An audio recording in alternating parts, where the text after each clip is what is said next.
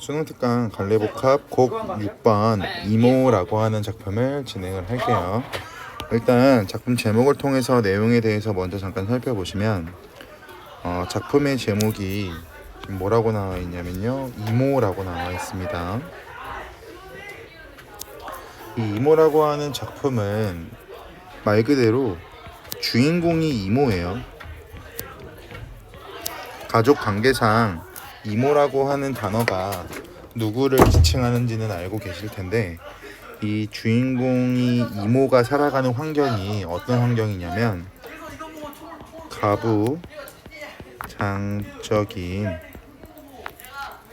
가족 관계 속에서, 가부장적이라고 하는 건 남자가 중심이 돼서 모든 것을 컨트롤하고 살아가는 봉건주의적 가치관이 녹여져 있는 사회가 가부장적 사회가 되겠죠. 이러한 가부장적 가족 관계 속에서 자신의 삶을 살지 못하고 일방적으로 희생을 당하는 여성이 가만히 당하고만 있지 않고요, 이러한 상황들을 극복하면서 주체성을 가지는 존재로 거듭나고자 하는 의지를 보여주고 있는 작품이 이모라고 하는 작품이라고 보시면 돼요. 그래서 여성분들도 나중에 나이가 드시면 결혼이라고 하는 걸 하게 될 거고, 결혼이라고 하는 걸 보면 뭐 남자 집 먼저 가야 돼, 아니야 여자 집 먼저 가야 돼, 이렇게 남편이랑 싸울 수도 있을 거고요. 이런 부분들에 대한 모습도 이 작품 속에 녹여져 있을 테니 알고 계시면 될 것 같고요. 이 작품 첫 번째 1번 1인칭 관찰자 시점이라고 하는 서술자의 위치가 제시가 될 텐데, 결국 서술자인 내가 이 작품의 주인공인 이모의 삶에 대해서 설명하고, 이모의 삶에 대해서 우리에게 전달을 해준다라고 보시면 됩니다. 됐죠? 또 이 작품은 현재와 과거의 대비되는 모습을 통해서 이야기의 줄거리를 전개한다. 얘를 서사가 전개된다 라고 설명을 하거든요. 그래서 결국 과거가 드러나는 부분은 어떤 부분이냐면, 서술자가 이모에게 들은 과거 사건을 생각한 다음에 설명을 할 거야. 그러면 내가 겪고 있는, 즉 서술자가 겪고 있는 것은 현재라고 하는 시제로 표현이 될 거고, 이모의 기억에 따라서 전개되는 내용은 과거가 되겠죠. 그래서 현재와 과거가 서로 대비가 된다라고 보시면 됩니다. 그럼 이러한 방법을 썼을 때 독자들은 과거 사건에 조금 더 집중하게 되는 효과를 가지게 될 테니까 알고 계시면 될 것 같습니다. 또 이거는 학교에서 했는지까지 안 했는지는 확인해 봐야 되겠지만, 이모의 이름이 윤경호라고 나와요. 그러면 당연히 윤경호라고 하는 사람의 이름은 남자 이름이죠. 여자 이름이라고 하기에는 조금은 부적절하다 보다 사회적인 통념에 좀 맞지 않는 부분인데, 이모의 이름을 윤경호라고 설정한 이유가 뭐냐면, 자아, 즉 자기 자신을 위한 삶이 아니라 타아, 다른 사람을 타라고 할 거야. 타로서의 희생적인 삶을 살 수밖에 없었던 모습을 상징하기 위해서 이모의 이름을 남자로 정해놨다라고 보시면 되고, 타라고 하는 거 다시 한 번만 부연 설명 도와드리면, 자신을 위한 삶이 아니라 가족을 위한 삶을 살아가는 것을 타로서의 삶이라고 해석하시면 좋을 것 같아요. 그래서 어떻게 보면 좀 슬픈 내용일 수도 있고, 어떻게 보면 우리에게 많은 내용을 전달하는 이야기일 수도 있는데, 이러한 내용을 바탕으로 이 작품에서 우리에게 어떤 것을 말하고자 하는지를 살펴보면서 한번 읽어볼게요. 가겠습니다. 나는 시어머니를 모시고 시이모님의 병문안을 가기로 했대요. 한 번쯤은 가볼 것이 도리일 터였다. 어머니가 합리적이고 강단 있는 분이라 라고 나와 있죠. 우리 매번 보는 거야. 어머니가 합리적이고 강단이 있다라고 하는 것은 첫 번째 1번 시어머니에 대한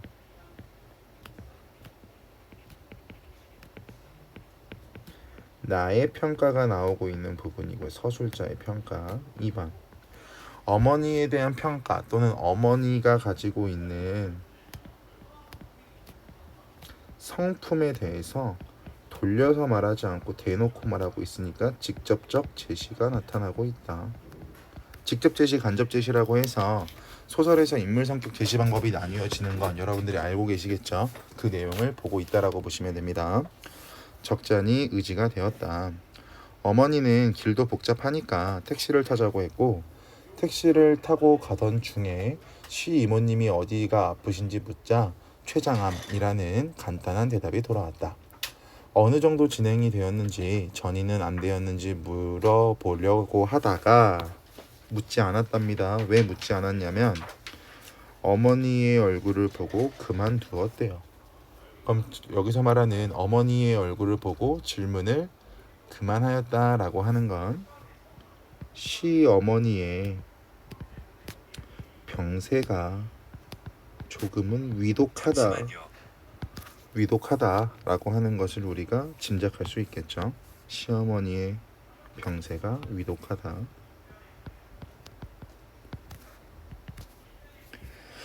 택시에서 내려 병원 입구를 향해 걸어갈 때 어머니가 임을 열었다. 우린 언닌. 어머니는 잠시 움찔하더니 말을 바꾸었다. 그러니까 네 시이모님은 아주 괴팍한 사람도 아니지만, 여기서 일단 밑줄을 같이 쳐보면서 볼게요. 그렇다고 다정한 편도 아니다. 누구한테 민폐 끼치는 걸 싫어하고 차라리 자기가 손해를 보고 많은 성격이지. 이 부분도 마찬가지야. 1번 시 이모님의 성품 또는 성격이라고 하는 것을 직접적으로 제시하고 있는 부분이 될 거고, 돌려서 말하고 있는 것이 아니라 다이렉트로 알려주고 있으니까 시이모님의 성격을 직접적으로 알려주고 있는 거고. 2번 이렇게도 볼 수 있어요. 시이모님의 성품과 성격을 다른 인물, 여기서 말하는 다른 인물이라고 하는 건 시어머님이 되겠죠. 을 통해서 제시하고 있다라고 말해도 특이사항은 없을 거고, 나는 그런 점은 자매가 아주 닮았다고 생각했다. 그럼 여기서 나는 그런 점은 자매가 아주 닮았다고 생각했다라고 하는 부분을 통해서 알 수 있는 정보는 시어머니의 성격이 되겠죠. 시어머니도 시이모님과 비슷한 성격을 가지고 있다. 난 좀 일찍 결혼한 편인데 결혼하고 나서는 친정에 자주 왕래를 하지 않았어. 그 이유가 뭐냐면 친정이 싫었으니까. 친정이 싫었다라고 하는 그 이유가 있을 거고요. 행복한 가족의 이야기라기보다는 조금은 불행한 가족과 관련된 이야기, 즉 가족사가 있음을 짐작할 수도 있겠죠. 그럼 여기서 말하는 불행한 가족사라고 하는 건 뭐 아들만 우선시해서 딸들의 희생을 당연하게 여기는 그러한 가족 분위기도 될 거고요. 가부장적인 사회에 또 생략된 부분이긴 하지만 시어머니의 아버지는 술을 너무 좋아하셔가지고요. 술을 먹다가 취해서 길거리에서 객사 죽었어요. 또 남동생은 시어머니의 남동생은 도박을 너무 좋아해서 도박빚으로 수배 중이거든요. 그럼 이러한 부분을 놓고 보면 시어머니의 친정은 안정된 형태의 가족의 모습을 형성하고 있는 것이 아니라 굉장히 불안정하고 불행한 모습을 보이고 있는 가족의 모습이 될 테니 시어머니가 친정이 싫어서 가지 않은 이유에 대해서 짐작할 수가 있겠죠. 어머니는 이렇게 말하고 나를 보았다. 이해하겠느냐고 묻는 듯도 하고 너도 그런 건 아니냐 살피는 듯도 했다. 갈게요. 우리 언니는 평생 직장 생활을 하면서 결혼도 안 하고 엄마를 모시고 살았답니다. 그럼 결국 우리 언니라고 형상화되고 있는 시 이모님은 평생 가족에게 헌신했을 거고 희생하는 삶을 살아왔을 테니까 당연히 주체성을 잃어버린 삶을 살아온 인물이라고 할 수가 있을 거고 이 부분이 뒤에 나오기도 할 거고 생략되기도 하겠지만 시 이모님이 집을 다시 한번 적어드릴게요. 시 이모님이 집을 나가게 된 계기로 작용을 합니다.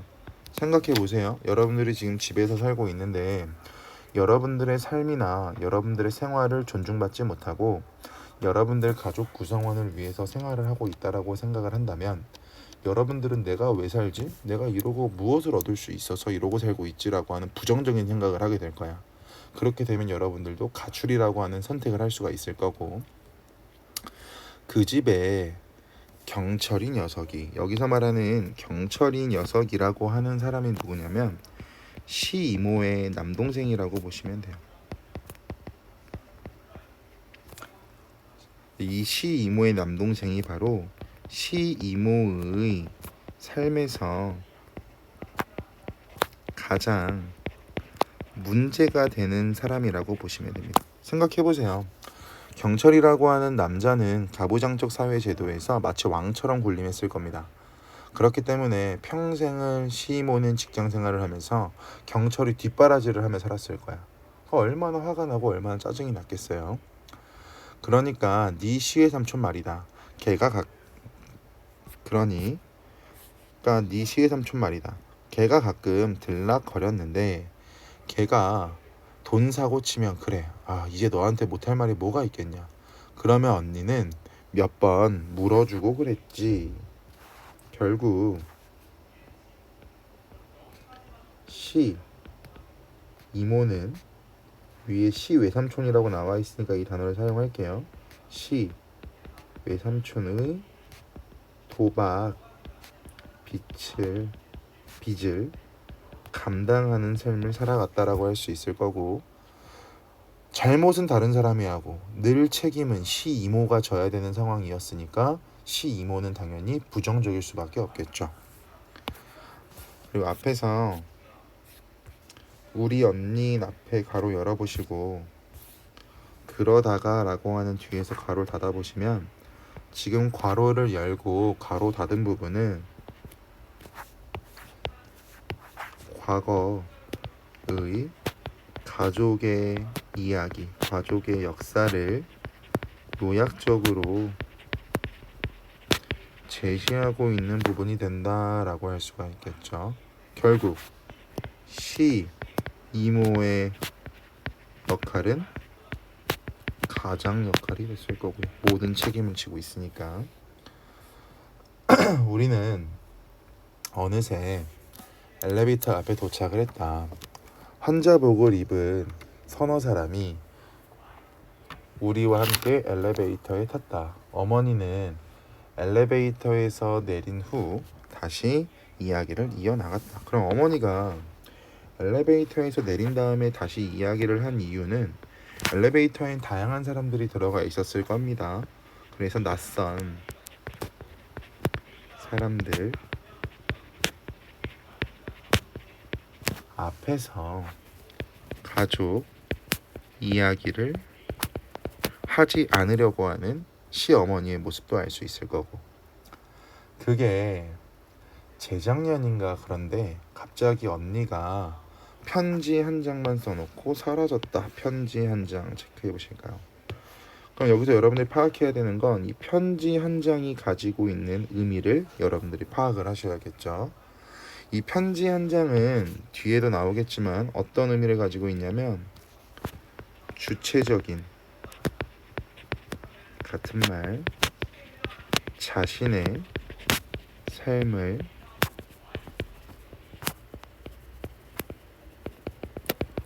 살겠다라고 하는 내용이 담겨져 있는 편지라고 보시면 돼요. 써놓고 사라졌다. 자기를 절대 찾지 마라. 죄송합니다. 자기를 절대 찾지 마라. 당분간 모든 관계 끊고 살 거야. 죽기 전 한 번이라도 이렇게 살아보고 싶다. 마음이 변하면 돌아오겠다. 그럼 결국 지금 제가 밑줄 친 부분을 통해서 알 수 있는 시이모의 마음 또는 시이모의 심리를 생각해 보시면 결국 주체적인 삶을 살겠다는 다짐이 드러나는 부분이 된다라고 볼 수가 있겠죠. 이어서 볼게요. 그리고 이 부분을 가지고 이렇게도 볼 수 있어요. 시 이모의 변화가 나타난다라고 해도 맞는 말. 기존에는 가족을 위한 삶을 살던 사람이 갑자기 편지 한 장 써놓고 가출한다라고 하는 건 자신을 위해서 또는 자신만을 위한 주체적인 삶을 살겠다라고 하는 의지를 나타낸다라고도 볼 수 있을 거고, 시 이모의 삶이 변화되고 있다라고도 볼 수 있을 거고, 또 어떻게 볼 수 있냐면 당분간 모든 관계를 끊어버릴 거야 라고 말하는 부분은 시 이모가 그동안 살아왔던 자신의 삶에 대한 회의감도 들었다고 볼 수도 있겠죠. 내가 왜 지금까지 이렇게 살아왔을까 후회가 된다. 내가 뭐 좋다고 이렇게 살았을까 짜증난다. 뭐 이런 감정이 되겠죠. 뭐 그런 내용이었는데 내용도 놀라웠지만, 그러니까 그게 뭐냐, 너는 글을 쓰니까 알지 그걸 뭐라고 그러냐, 나는 그게 뭔지 알 수 없었다. 글에 담긴 기운이라고 해야 되나, 글에 담긴 기운 가로 쳐보시면, 그럼 시 이모가 쓴 글에 담긴 의지는, 기운은 결국 시 이모의 의지가 되겠죠. 여기서 말하는 시 이모의 의지라고 하는 것은 주체적인 삶을 살겠다라고 보시면 되겠죠. 글자도 아니고 글씨체도 아니고 문체요? 문체? 그런 걸 문체라고 하나? 나는 잘 모르겠다. 우리 언니도 가로 한번 열어보실게요. 우리 언니도 옛날엔 글쟁이가 되고 싶어 했지. 가로 닫아보실게요. 글쟁이라고 하는 건 나의 직업이에요. 그럼 나의 직업이 글쟁이라고 하는 부분을 통해서 이 문장을 통해 추측할 수 있는 부분은 뭐냐면, 나와 시 이모님의 연결고리가 될 수도 있겠죠.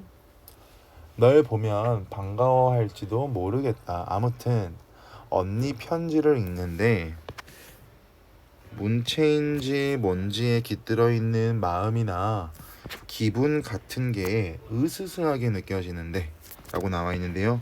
여기서 말하는 문체인지 뭔지에 깃들어 있는 마음과 기분이라고 하는 것이 무슨 뜻이냐면, 가족의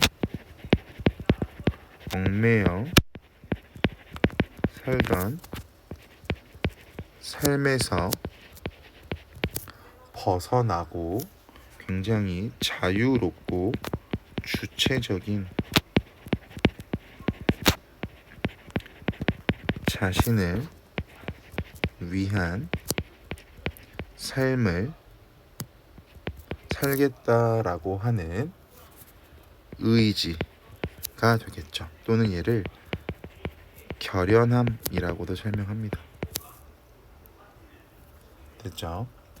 으스스하게 느껴지는데 못된 말을 쓴 것도 아니고 다 평범하게 쓴 말뿐이었는데 나는 그게 무섭고 서럽더라. 그럼 나는 그게 이상하고 무섭고 서럽다 라고 표현한 이유는 시어머니는 시이모의 의도를 조금은 짐작하였다라고 나오면 틀린 말이 아니니까 여러분들이 내용일치 문제에서 적용해서 보시면 좋을 것 같습니다. 난 그게 뭔지 궁금하다. 도대체 그게. 중력 부분 줄거리 나와 있고요. 나는 시이모님 집에 정기적으로 방문을 한답니다. 그럼 친밀도가 높아지겠네요. 그녀와 이야기를 나누며 그녀가 살아온 이야기를 듣고 있습니다. 할게. 나는 서술자죠. 이모에게 들은 이야기를 태호에게 해줘야 한다고 생각했지만 막상 어떻게 시작해야 할지 몰라 망설이고만 있었다. 이러다가 영영 못할지도 모른다는 생각이 들었다. 이모 스스로도 그 겨울밤, 여기서 말하는 그 겨울밤이라고 하는 것도 체크해 보시면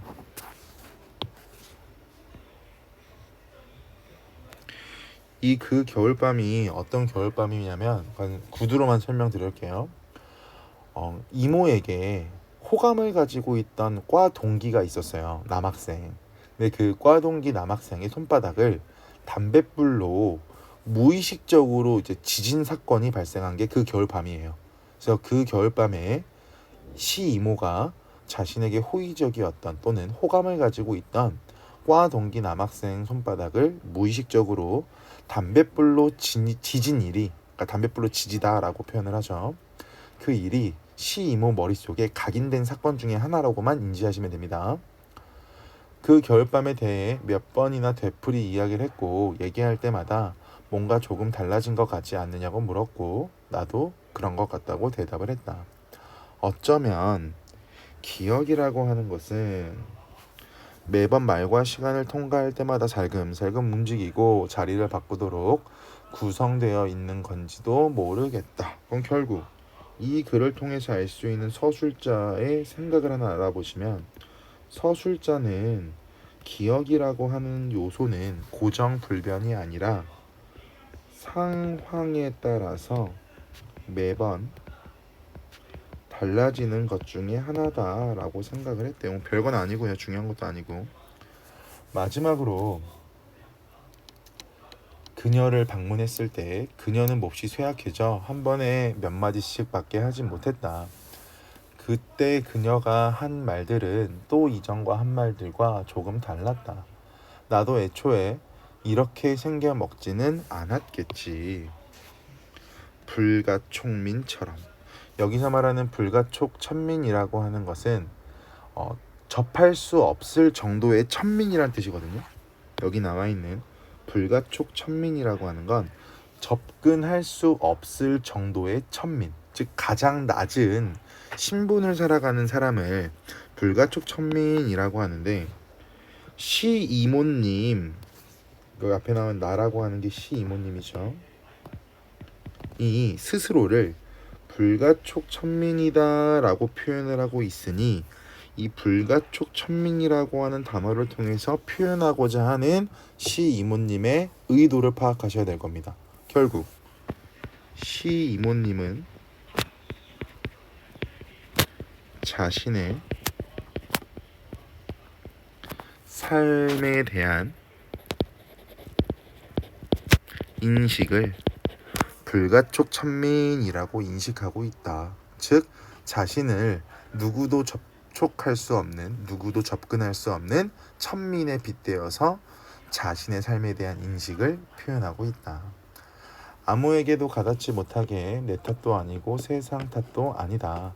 그래도 내가 성가시고 귀찮다고 누굴 죽이지 않은 게 어디냐? 그냥 좀 지진 거야. 손바닥이라서 금세 아물었지. 그게 나를 살게 한 것이고. 가로 닫아 보실까요? 1번. 과 동기의 손바닥을 담배로 찢었던, 무의식적으로 담배를 찢었던 일을 회상하고 있습니다. 그럼 그가 담뱃불로 지진 일이 발생한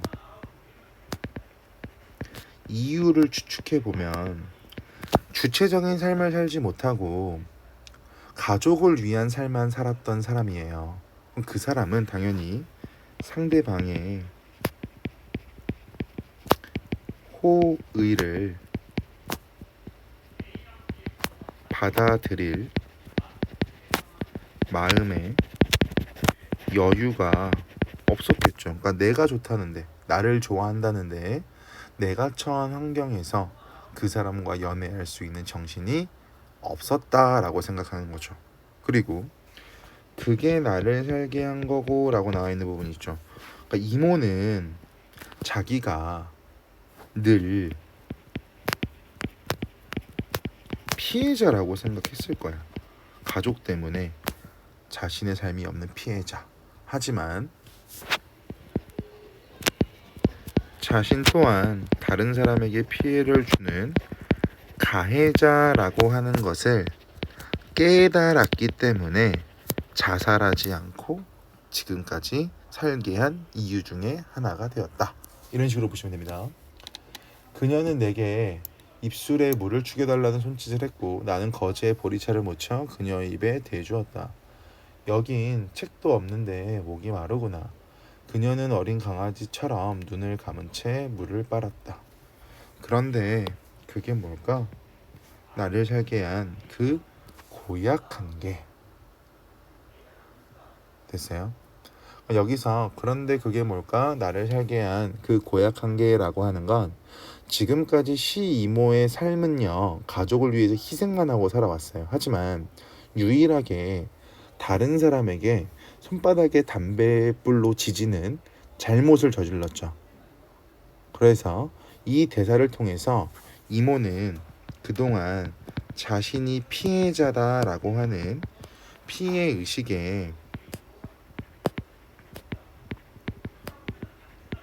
사로잡혀 있던 자신에게서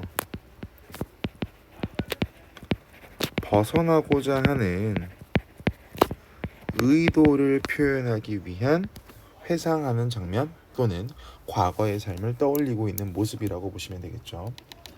그때 이모의 얼굴은 예전에 시어머니가 그녀의 편지 얘기를 하면서 그 문체에서 느꼈던 무섭고 서러운 감정이 뭘까?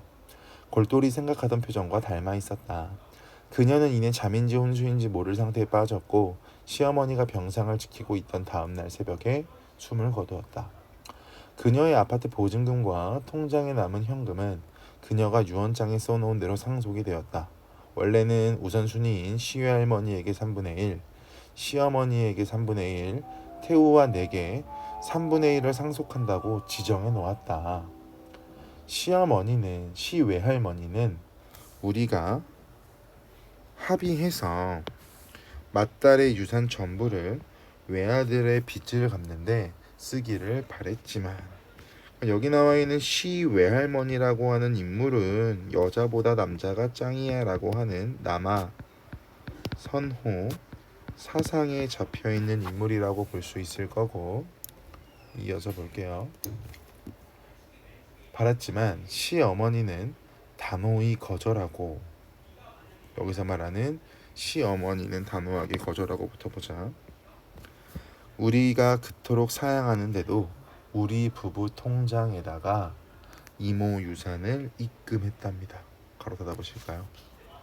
즉 시어머니는 외할머니의 제안을 거절했습니다. 거절하고 시이모가 남긴 유언을 그대로 따랐다라고 하는 건 시어머니의 심리 또는 시어머니의 태도를 추측해 볼 수가 있는데, 시어머니는 시이모의 삶을 긍정적으로 보고 있다라고 말하면 맞는 말이죠. 왜 긍정적으로 보고 있다라고 말하면 맞는 말이냐면, 시이모님은요 가부장적 사회에서 희생당한 여성이었기 때문에 시이모님의 삶 자체는 주체적인 삶, 개인의 삶을 추구했던 여자라고요. 그렇기 때문에 시 외할머니가 가지고 있는 남아선호 사상을 시어머니가 단호히 거절한 모습을 통해 시이모의 입장 또는 시이모의 가치관을 존중해주고 있어서 시이모의 삶을 긍정적으로 생각하고 있다라고 볼 수가 있습니다. 통장에 입금된 숫자를 보고 나는 몹시 마음이 아팠다. 액수가 적어서라고 보시면 안 돼요. 통장에 입금된 숫자를 보고 내가 몹시 마음이 아픈 이유는 시 이모의 삶에 대한 불쌍했을 때 드는 감정, 연민 때문에. 한 달에 35만 원씩만 쓰던 그녀가 9년 5개월을 살 수 있는 돈이었다. 그럼 계산해 보시면 액수가 좀 크죠. 액수가 크죠. 그럼 이 부분을 통해서 시 이모의 삶 자체는 절제되고 굉장히 검소한 삶을 살았다라고 볼 수 있을 거고요. 오래 들여다보고 있자니 그 8자리의 숫자는 그녀와 세상 사이를, 세상과 나 사이를, 마침내는 이 모든 슬픔과 그리움에도 불구하고 그녀와 나 사이를 가르고 있는 아득하고 불가촉한 거리처럼 여겨졌다. 받아보시면 결국 1번 불가촉한 거리처럼이라고 하는 말을 바탕으로 첫 번째 규칙성을 뽑아내면 서로에게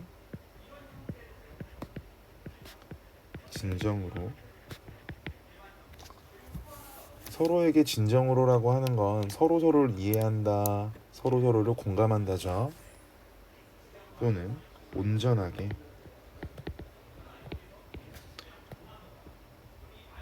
알지. 죄송해요. 이거 바꿀게요. 말이 조사를 제가 잘못 썼어요. 서로를 진정으로, 같은 말, 온전하게 알지 못하는 사실을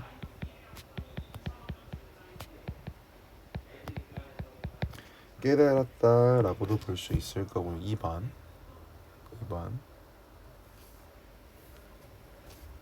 시이모님은 이해하고 공감한다라고 생각을 했지만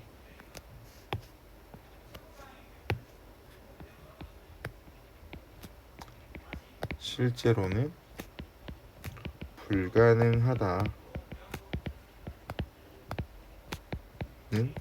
서술자의 인식이 드러나는 부분. 마치 돌다리에서 아들이 아버지를 보면서 이야기하던 부분이랑 똑같아요. 아버지의 가치관 존중하지만 나는 그 가치관을 따를 수 없을 것 같아 라고 말하는 부분과 똑같은 상황이 될 테니까 그 부분하고 같이 연결 지어서 여러분들이 생각을 하고 계시면 굉장히 좋을 것 같습니다.